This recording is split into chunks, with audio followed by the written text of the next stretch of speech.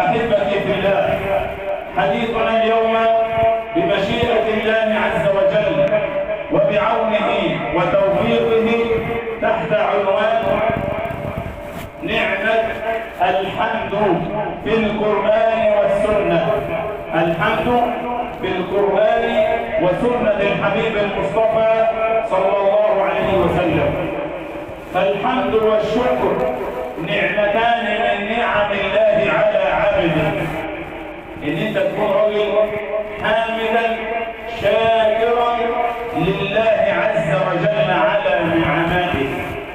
ربنا سبحانه وتعالى انعم عليك بنعم لا تعد ولا تحصى، وان تعدوا نعمة الله لا تحصوها، ولا نعمة واحدة من نعم الله عليك لا تعد ولا تحصى.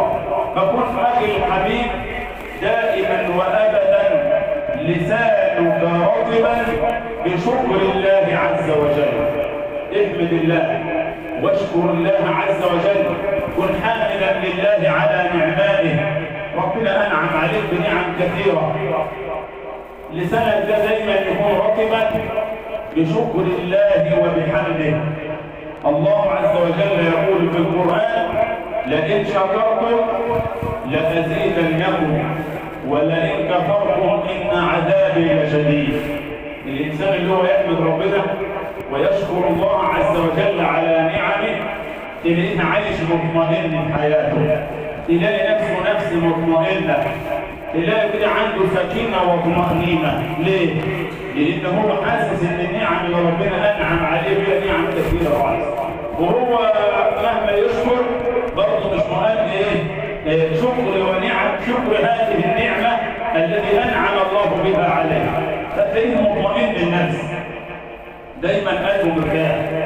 أما الرجل اللي هو جاحدا لنعم الله، ربنا أنعم عليه بنعم لا تعد ولا تحصى، وتلاقيه لما يخلو بنفسه او حد بس كده ينقش نقشه كده تلاقيه بيطلع اللي عنده كله. وانا عندي ايه؟ ده فلان عنده وانا ما عنديش، ده فلان عنده مال وانا راجل فقير، ده فلان عنده كذا وانا ما عنديش. لو نظرت الى عباد الله هتلاقي كل واحد مبتلى، بس الابتلاء بتاعك غير بتاع غيرك، وغيرك برضه غير بتاع غير، وهكذا. لأن هذا الابتلاء ده سنة من سنن الله في الكون. أنعم الله على عبد من عباده بنعمة المال، ولكن حرم من نعمة الولد. أنت ربنا أنعم عليك بالولد بس ما عندكش المال، وهكذا. قيس كده، معاه مال ومريض، انت ما معكش مال وصحيح معافى، خلي بال حضرتك وحط دي مقياس قدامك ان فلان اللي انت بتبص له ده ممكن يكون محتاج نعمه واحده بس من نعم اللي عندك انت وانت مش واخد بالك خالص. وان تعدوا نعمه الله لا تحصوها. الحمد في القران الكريم نعمه عظيمه من نعم الله، ان تحمد الله عز وجل ليل نهار. ومن عظم هذه النعمة افتتح الله بها كتابه، فقال جل جلاله: الحمد لله رب العالمين. ومن عظم أيضا هذه النعمة افتتح بها خلقه، ولما خلق الله عز وجل حمد ذاته.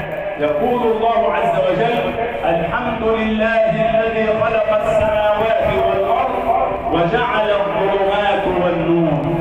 بل قرن الله عز وجل هذه النعمة بإنزال كتابه، فقال جل جلاله: الحمد لله الذي أنزل على عبده الكتاب ولم يجعل له عوجا.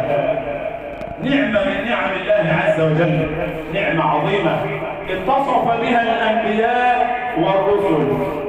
كان دائما الأنبياء والرسل يحمدون الله عز وجل ليل نهار.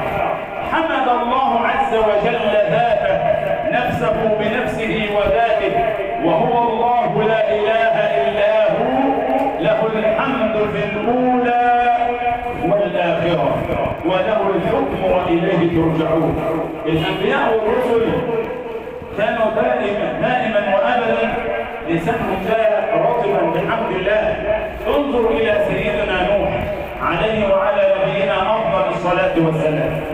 سيدنا نوح لما ربنا نجاه من الهلاك والغرق لما عصاه قومه، امر الله عز وجل سيدنا نوح ان يصنع السفينه وركب في السفينه، وكان الموج فيها عالي كالجبال كما وصف لنا القران. في نهايه القصه خالص سيدنا نوح يقول ايه؟ الحمد لله الذي نجانا من القوم الظالمين. هذا حمد وشكر على هذه النعمة إن ربنا نجانا من القوم الظالمين. سيدنا إبراهيم عليه السلام كان يشتهي الولد على كبر، فرزقه الله عز وجل بسيدنا إسماعيل وبعده سيدنا إسحاق. يقول سيدنا إبراهيم الحمد لله الذي وهب لي على الكبر إسماعيل وإسحاق. نعمة ولا مش نعمة؟ نعمة، ومحتاجة منك شكر إن ربنا أنعم عليك بنعمة الولد. ليل نهار تحمد الله عز وجل وتشكره على هذه النعمة. سيدنا داود وسيدنا سليمان سأل الله عز وجل أن يعطيهم الله ملكا لم يعطه لأحد من قبلهم، فمن الله عز وجل عليهم بهذه النعمة وقال الحمد لله الذي فضلنا على كثير من عباده. هي دي محتاجة من حضرتك ايه؟ شكر.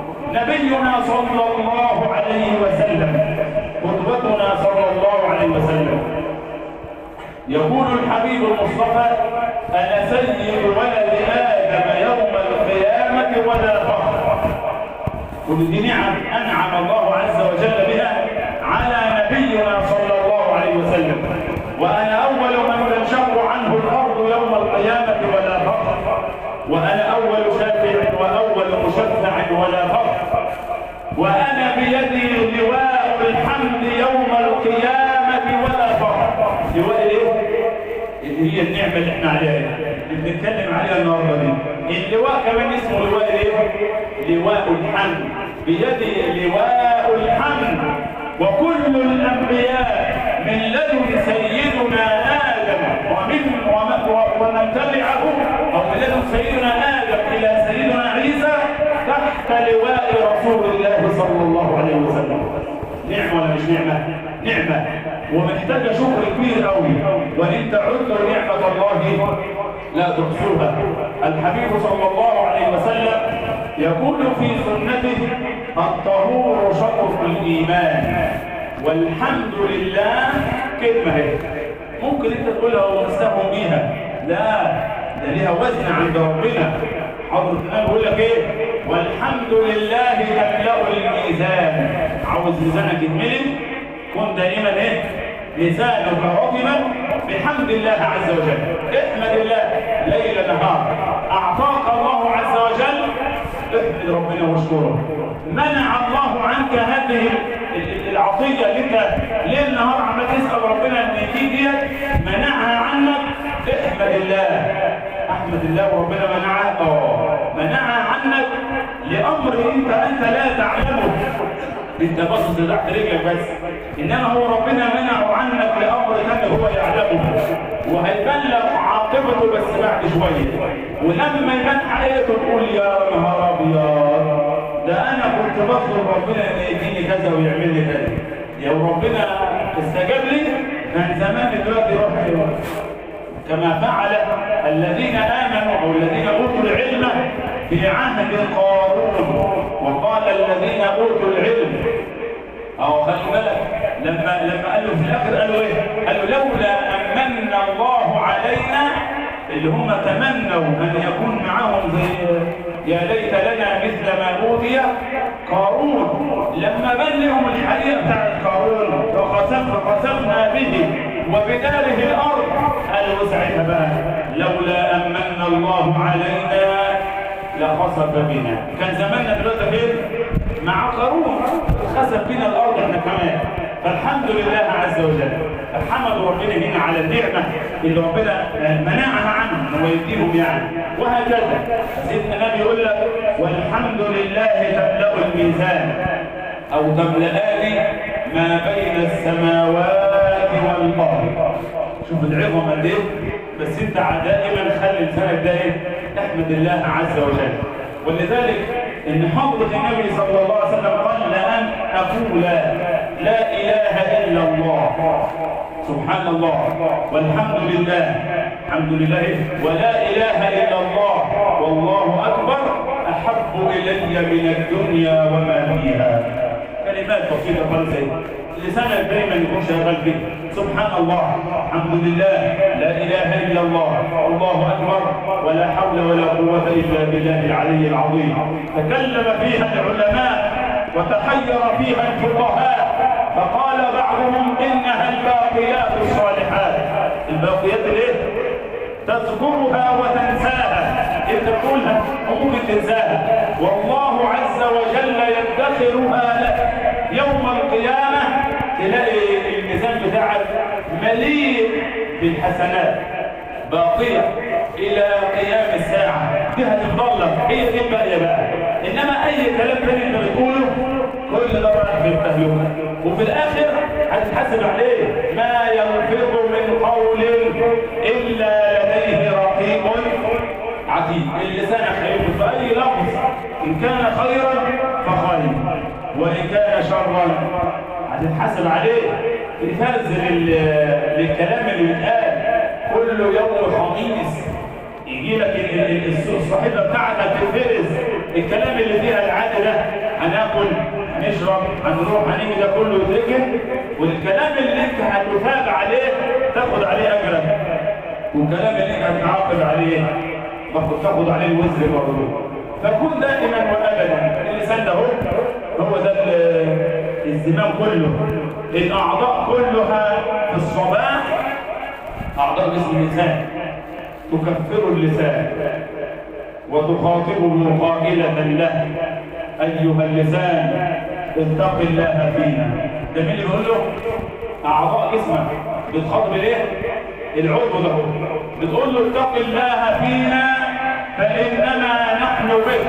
احنا كلنا ايه؟ انت القائد بتاعنا. فإن استقمت استقمنا وإن اعوججت اعوججنا. انت القائد بتاعنا ماشيين وراك يمين احنا ماشيين معاك يمين رحت شمال احنا برضه وراك ايه؟ شمال. فاتق الله فينا فإنما نحن بك فإن استقمت استقمنا وإن اعوججت اعوججنا. سيدنا عمر رأى سيدنا أبا بكر الصديق يمسكه بطرف لسانه ويقول له ويحك.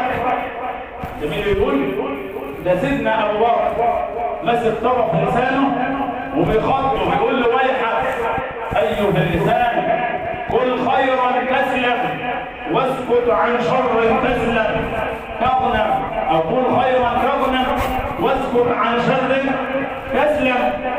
فسيدنا عمر يعلم من هو سيدنا أبا بكر. أما قلت يا بكر تقول كده امال احنا هو عمر هيتكلم عن نفسه امال احنا بقى لما نقول احنا اسمك بقى سيدنا ابو بكر وعمر امال احنا نقول احنا بقى لما سيدنا عمر يعلم منزله الصديق انه نال الصديقيه ضربت ايه وبيقول الكلام ده بيخاطب لسانه وبيقول له ويحك قل خيرا تغنم واسكت عن شر تسلم. فسيدنا عمر قال له ويحك يا ابا بكر لماذا تقول هذا الكلام؟ قال يا عمر إن هذا ويمسك طرف لسانه ويقول له إن هذا أوردني المغنم. أوردني ليه؟ يرحمك الله يا أبا بكر لله دره. لما أنت يا أبو بكر بتقول الكلام ده أمال إحنا نعمل إيه؟ إحنا ليل نهار عمالين خيطين والدنيا مفتوحة على الآخر إلا ما رحم ربي. لأن حاسب نفسه اللي يجي ينطق الكلمة قبل ما تطلع من فمه يوزنها الاول بميزانه هتنفع ولا مش هتنفع؟ هتنفع ماشي طلع مش هتنفع يروح ايه؟ قبل الحته دي. ربنا جعل لك هنا شفتين ومعاقدين عليه مش هتتكلم خالص. لماذا؟ لانه يعلم علم اليقين انه ما يلفظ من قول الا لديه رقيب عتيد. الكلمه اللي هتطلع هتتسجل. وبعدين يقول لك كمان ان الكلمة ما دامت لم تخرج من فمك أنت تملكها. حد يقدر يحاسبك على اللي جوه دلوقتي؟ أنا ما طلعتش ولا كلمة، ما حدش يقدر بعد يقول لك تقول ولا عد. أما لما تطلع كلمة هي التي تملكه، خلاص بقى أنت إيه؟ تابع ليه؟ أنت قلت؟ لا ما قلتش، لا فلان شاهد إن أنت قلت، لا ده في تسجيل دلوقتي بيسجل الكلام اللي أنت قلته، أنت قلت أقصد اسمع كده، شو ده ولا هو؟ يبقى الكلام إيه؟ الكلمة كل ما خرجتش من فمك أنت تملكها، خلاص خرجت هي التي تملكه. فالطهور شطر الإيمان، والحمد لله تملأ الإيه؟ الميزان. وسبحان الله والحمد لله ولا إله إلا الله والله أكبر. سيدنا النبي يقول لك أحب إلي مما طلعت عليه الشمس. يا سلام على الكلام الطيب.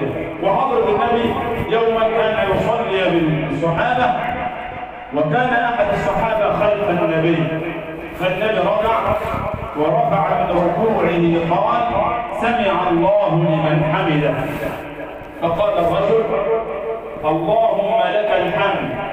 شوف الكلام الجميل ده، وحط دي على طول في ركوعك حينما ترفع من الركوع، لان ليها عظم عند ربنا.